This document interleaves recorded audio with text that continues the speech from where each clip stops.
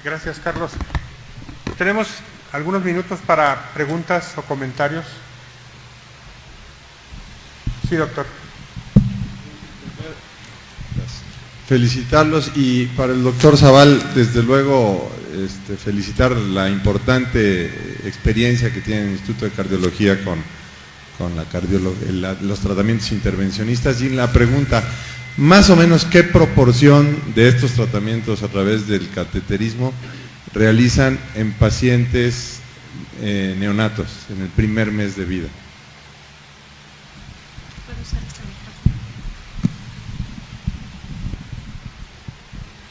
No tengo en la mente la cifra exacta ahora, pero si mal no recuerdo es alrededor de entre 10 y 15% de los pacientes que tratamos en el instituto son pacientes de menos de 6 meses, 3 meses. Por ahí anda la cosa.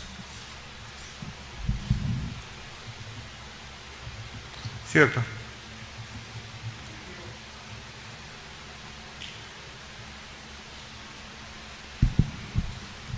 También felicitarlos por las brillantes conferencias, pero hay una gran cantidad de cardiopatías que desafortunadamente no entran en los programas hospitalarios y se van rezagando, y hay un rezago enorme en los hospitales en los cuales se hacen cirugías cardíacas por falta de tiempos, de quirófanos, etcétera, etcétera. ¿Cuál es el futuro de las cardiopatías congénitas, tomando en cuenta también el programa que se acaba de inaugurar o de dar a conocer, el programa de corazón de niño en enero, febrero, por la gran cantidad de niños que ameritan una cirugía cardíaca y que son portadores de una cardiopatía congénita?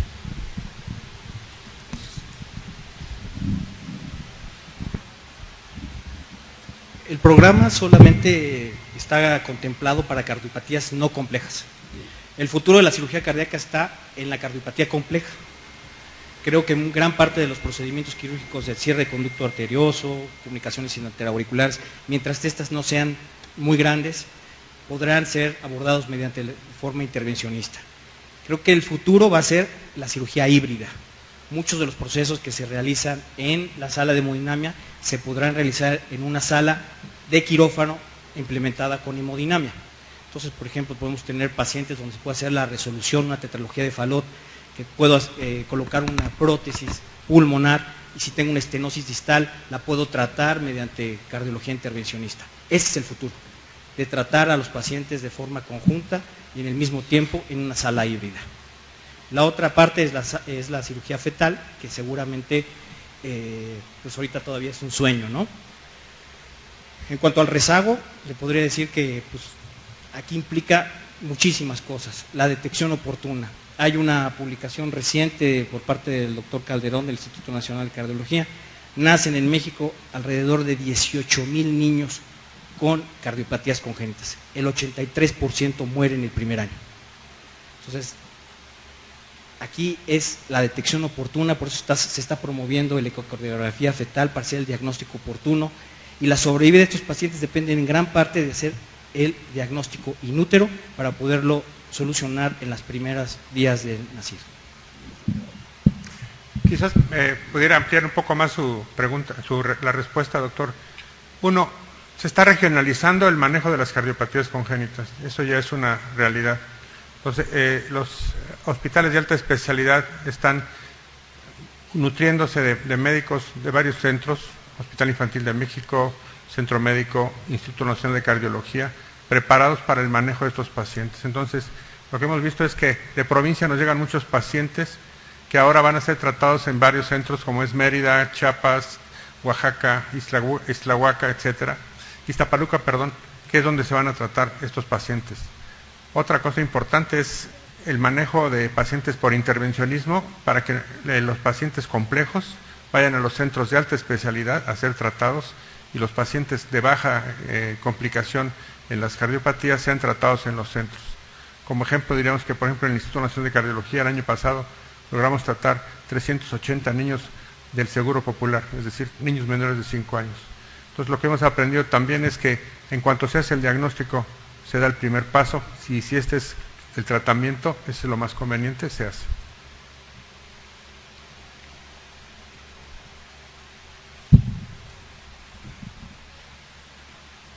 En cardiopatías complejas, por ejemplo, ventrículo hipoplásico, ¿cuál es la sobrevida que tienen, Riera? Y en transposición de grandes vasos en nuestro medio, ¿cuál es la sobrevida y comparada, por ejemplo, con la literatura? Voy a darles primero el panorama mundial. El gran coco de las cardiopatías congénitas es la hipoplasia de ventrículo izquierdo. Realmente en los Estados Unidos, que son los centros donde existe mayor especialización, aún se subespecializan. Entonces dicen, bueno, a lo mejor hay 250 centros que hacen cirugía de corazón y cardiopatías congénitas complejas, pero ahí en los Estados Unidos regionalizan todavía más cuando se trata de hipoplasia de ventrículo izquierdo. Es por eso que apareció el abordaje híbrido. El abordaje híbrido justamente consiste en tratar de mejorar la sobrevida de estos pacientes, mejorando el peso y la talla de estos niños. Con desfortuna les puedo decir que en México todavía la mortalidad oscila entre el 99 y el 100% en hipoplasia de ventrículo izquierdo. Y que lo digo con muchísima vergüenza, pero que no depende exclusivamente del equipo quirúrgico, sino que depende de todo lo que rodea a la cardiopatía congénita, que es desde el tratamiento, bueno, el tratamiento que le da el pediatra al momento de nacer el bebé, porque es una patología conducto dependiente, inmediatamente se les da oxígeno, no hacen el diagnóstico de manera oportuna, o no se hizo el diagnóstico in útero. La otra es el manejo de la terapia intensiva. Entonces es muy complejo este problema, y quizá no solamente dependerá de la regionalización, sino de la subregionalización.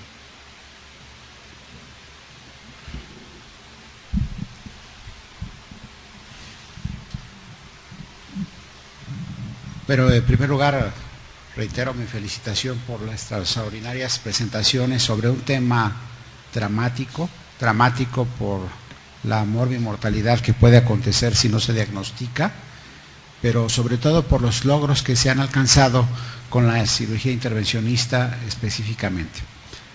A ver, si tengo la impresión y lo capté bien, la mejor forma de poder ayudar a estos 18,000 niños que nacen en este país con cardiopatía congénita, en un gran porcentaje se trata de evidenciarlo con un diagnóstico temprano. Y este diagnóstico temprano es a través de un ecocardiograma. En este país tenemos conocimiento de cuántas instituciones, cuántos centros, cuántos ecocardiógrafos y cuánta gente con experiencia tiene. En primer lugar, el equipo y la experiencia para hacer el diagnóstico sería la primera pregunta. La segunda, si ya que tenemos este diagnóstico y este programa de corazón recientemente instaurado a partir de febrero de este año, ¿cuántos centros hospitalarios de alto nivel como ustedes tienen la infraestructura, la tecnología, el expertise de su equipo quirúrgico, sus unidades de terapia intensiva que se requieren y un buen adecuado manejo postoperatorio para estos casos? Y finalmente, el tercer punto, estos pacientes que son resueltos con cardiopatía congénita, ¿qué papel pudieran utilizar como la misma asociación de pacientes? Obviamente ellos son niños, pero tienen padres. ¿Cuál sería la participación de la sociedad y de esos niños que han sido favorecidos con un procedimiento, ya sea intervencionista o ya sea quirúrgico, para una cardiopatía congénita? ¿Qué podrían hacer ellos o ofrecer ellos como un movimiento social para poder, en primer lugar, divulgar el conocimiento de esta gran frecuencia, de poder contribuir para que los médicos de primer contacto, sobre todo los neonatólogos y los pediatras, puedan hacer diagnósticos más tempranos? Y tercero, si existe un mecanismo que pueda ser ya fácil de referencia para estos pacientes para su tratamiento. Bueno, parte de alguna de las tres preguntas puedo contestar. Uno, el diagnóstico hoy día es cada vez más temprano en las cunas. El doctor Ballesteros, precisamente en el Congreso Nacional de Pediatría hace 3 semanas, mencionó la estadística en cuanto a la detección de problemas en la cuna principalmente, y la segunda causa de detección de problemas en la cuna son cardiopatías congénitas. Entonces, hoy día el neonatólogo ya tiene ojo clínico ya abusado para detectar esto. Se sabe que puede tener el acceso a un estudio de ultrasonido. Mencionaré que, por ejemplo, el Instituto Nacional de Cardiología está abierto a valoración diaria desde hace 10 años de todos los centros pediátricos del Distrito Federal, para que si recibimos una notificación de un recién nacido, incluso de perinato, etcétera, son trasladados al hospital. Ahí se hace el estudio o la valoración ecocardiográfica y se decide qué hacer. Se puede quedar, se puede ir o luego regresar, o no tiene nada. Podría decirle que más del 80% de los que nos son enviados tienen cardiopatía, es decir, la sospecha clínica de cardiopatía en este tipo de niños es alta hoy día. Con respecto a la transposición, nosotros pensábamos hace 20 años que la transposición no existía en México. No, lo que no existía era un diagnóstico temprano, los pacientes morían en la cuna. Hoy ya no mueren y tenemos transposiciones. Entonces hoy día la sobrevida de transposición en cualquier grupo debe ser mortalidad menos del 10% en transposición. Con respecto al número de pacientes y cómo debemos tratar, por supuesto que es una situación cara el manejo, los dispositivos no son baratos, pero el Seguro Popular, con lo que nos cubre, nos permite pagar los dispositivos. Si nosotros tomamos en cuenta que un niño con conducto arterioso ingresa hoy, se hace cateterismo mañana y pasado mañana está en su casa, el costo de día hospital baja considerablemente y puede subvencionarse entonces el pago del dispositivo con lo que nos paga el Seguro Popular. Claro que con lo que nos paga el Seguro Popular, el hospital hace el manejo del dinero como a su conveniencia y como cree más propio para el hospital, eso es entendible. Pero nos permite tratar más niños. Entonces podemos tratar niños por medio de cateterismo y además el cirujano se aboca a los pacientes que, como dijo el doctor Riera, habitualmente no son cardiopatías muy complejas, porque el Seguro Popular contempla niños de una sola primera ingreso y ya no contempla los segundos ingresos para reoperaciones, por ejemplo. Entonces, quizás lo importante de todo esto es que hemos aprendido, uno, que hoy día debe sobrevivir el 90% de los pacientes que tratamos día a día por primera vez de cardiopatía congénita. Esa es nuestra obligación y nuestro trabajo. Segundo, los pacientes hoy día con cardiopatía congénita deben ser seguidos de por vida. Muy pocos quedan libres para hacer sin problema médico. Muchos tienen secuelas que debemos vigilar. El doctor Riera ya nos presentó un paciente que operó el doctor Vaz 20 años atrás y hoy tiene que reoperarlo por razones de una conducta quirúrgica que hace 20 años era la única y que hoy sabemos que no era la correcta. Entonces creo que toda esa serie de situaciones nos permite hoy día trabajar con estos pacientes que nacen día a día y que lo importante es que puedan ser manejados en provincia el número de pacientes, porque hoy día los médicos preparados que egresan de nosotros, digo todos los hospitales, están capacitados y ya lo están haciendo en varias partes del país. Entonces los pacientes van a empezar a venir en menor número a la capital para tratamiento cuando se trata de cardiopatía no compleja. A veces perdemos nuestra capacidad de asombro. Imagínense ustedes esta academia fundada en 1933, en donde el diagnóstico de una cardiopatía congénita era peor que diagnosticar cáncer. Todos los pacientes se morían. Ahora, más del 95% de estos pacientes sobreviven, que eso es lo que hay que destacar. En nuestro país solamente hay 10 centros especializados de alta especialidad para solucionar este tipo de problemas. Pero pongamos el caso de hipoplasia ventrículo izquierdo, que es lo más difícil de solucionar. Es tan dramático esto que si el diagnóstico no se realiza en los primeros 10 días de vida, el paciente inmediatamente ya es un paciente que está fuera de tratamiento quirúrgico. Podemos hacer el intento, podemos matarnos ahí 8 horas tratando de operar al paciente, pero las resistencias pulmonares han cambiado, las resistencias sistémicas han cambiado y la posibilidad de éxito de este paciente es esa.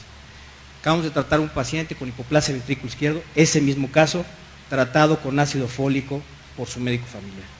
Entonces, porque detectó el soplo, entonces dijo, se trata de una anemia y fue tratado una hipoplasia ventrículo izquierdo con ácido fólico. Entonces, es la educación. Vale la pena ahorita destacar en el seno de estas dos academias que donde nos debe preocupar actualmente es no solamente el tratar la cardiopatía congénita, ahora es además la cardiopatía congénita del adulto. Que todos estos pacientes que sobrevivieron del año 60 al año a los 80, ya los estamos ahorita reoperando por estas cardiopatías. Muchas Maestro. gracias. Yo quisiera felicitar a todos los ponentes por su muy brillante presentación. Me es satisfactorio como cirujano pediatra ver que entre los pioneros de la cirugía cardiovascular se señalan gentes que fueron originalmente cirujanos pediatras, como el doctor Potts, como el doctor Gross, que son profesores de toda la vida de la cirugía pediátrica nacional e internacional. Quiero también agregar a su brillantísima exposición de la historia, el hecho de que en el Hospital Infantil de México, por ejemplo, desde el año de los 60 se hacía ya circulación con bomba extracorpórea y se hacía cirugía intracardíaca. Me parece que es importante que mencionemos en estos foros lo que se ha hecho en nuestro país. Veo que, por ejemplo, el doctor Raúl Vaz fue mencionado en varias oportunidades, pero en el infantil el doctor González Serna y el doctor Vizcaíno trabajaron en forma muy importante en cirugía cardiovascular desde los años 70. Les agradezco su atención. Muchas gracias. Gracias, doctor.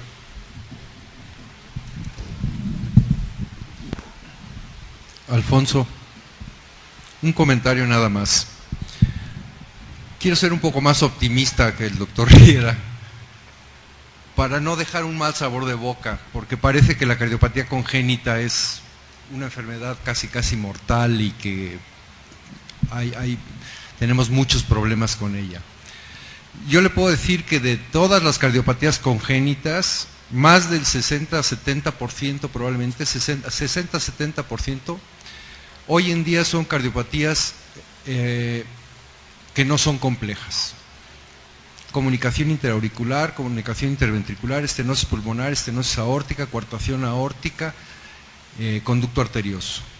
Son cardiopatías muy frecuentes que se pueden tratar con una cirugía muy sencilla o dentro del laboratorio de hemodinamia y se puede resolver el problema sin que el paciente venga a la Ciudad de México y sin que sea necesaria la detección muy temprana de la cardiopatía. Porque son cardiopatías que permiten una sobrevida del niño más o menos a una edad de lactante mayor o de escolar sin ningún problema, a menos que sean cardiopatías con gravedad importante, como una estenosis aórtica crítica o una coartación crítica, entonces sí, pero el resto no lo es. Dentro de las cardiopatías que ponen en riesgo al recién nacido de morir como recién nacido, están las cardiopatías más complejas, como la transposición de grandes arterias, el ventrículo izquierdo hipoplásico, la conexión anómala total de venas pulmonares y otro tipo de cardiopatías, atresia pulmonar, en fin. Estas cardiopatías generalmente pueden ser detectadas en la cuna del paciente o pocas horas después del nacimiento, sin necesidad de hacer un ecocardiograma, solamente con un saturómetro. Y todos los hospitales que reciben niños tienen un saturómetro. Entonces se conecta el saturómetro, si la saturación está por debajo de 70, el niño puede tener una cardiopatía congénita y entonces en ese caso, ese paciente requiere ya de un ecocardiograma, que ya se podrá mandar a un sitio especializado. Hoy en día, con el programa de regionalización de las cardiopatías congénitas que se está implementando con el apoyo de la Secretaría de Salud y de los Institutos Nacionales de Salud, se están mejorando la capacidad tanto de instalaciones como de médicos que están llegando a esos institutos de alta especialidad que se están abriendo por todo el país. Nosotros, de hecho, hemos mandado gente para algunos sitios específicos y en esos sitios se va a poder tratar este tipo de cardiopatías para poder disminuir la carga de trabajo y solamente tratar las complejas dentro de los centros ya más especializados en la capital.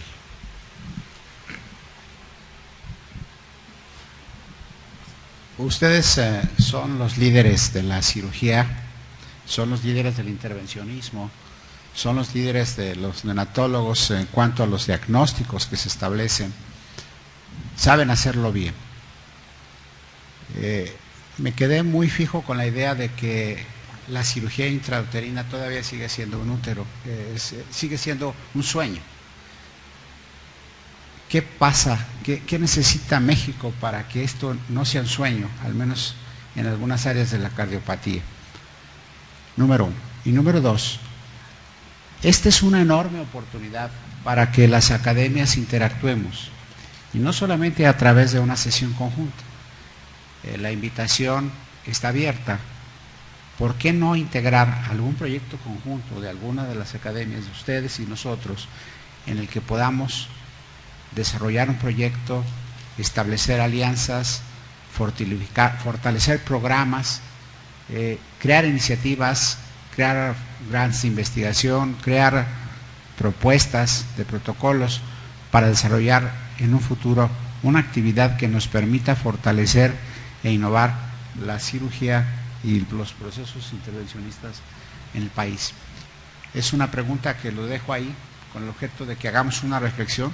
Sabemos que no tenemos ahorita a lo mejor la respuesta, pero yo creo que es una excelente oportunidad este tipo de acercamiento, como para que podamos permear esas capacidades, ese entusiasmo, esa experiencia, ver los recursos con los que contamos y el cómo pudiéramos aterrizar esos sueños en una realidad, que no necesariamente debamos esperar que los sueños siempre los tengan en el extranjero y nosotros sigamos esos sueños. Pues a nombre de la Academia Mexicana de Cirugía, si no hay alguna otra intervención, queremos agradecer gentilmente en todo lo que vale la presencia de todos los colegas de la Academia Mexicana de Pediatría que nos acompañaron, de los colegas de la Academia Mexicana de Cirugía, por supuesto a los distinguidos profesores que esta noche tuvieron un derroche en cuanto a conocimiento, experiencia, y además lo hicieron didácticamente, y agradecer sobre todo la excelente disposición de la señora presidenta de la Academia Mexicana de Pediatría, la doctora Mercedes Macías, quien, gracias a su entusiasmo y su deseo de seguir vinculándonos entre las instituciones académicas, pudimos desarrollar este evento.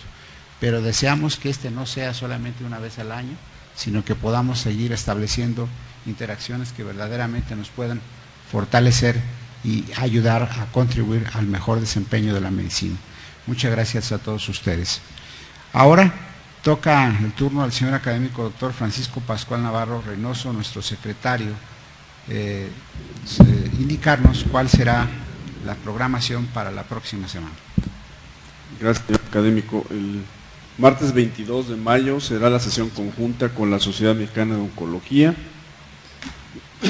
con el simposio de actualidades y perspectivas en el tratamiento del cáncer, cuyo coordinador será el académico doctor Francisco Javier Ochoa Carrillo y el doctor Jorge Martínez Cedillo, que acude por invitación. El tratamiento sistémico será expuesto por invitación al doctor Juan Cincer Sierra.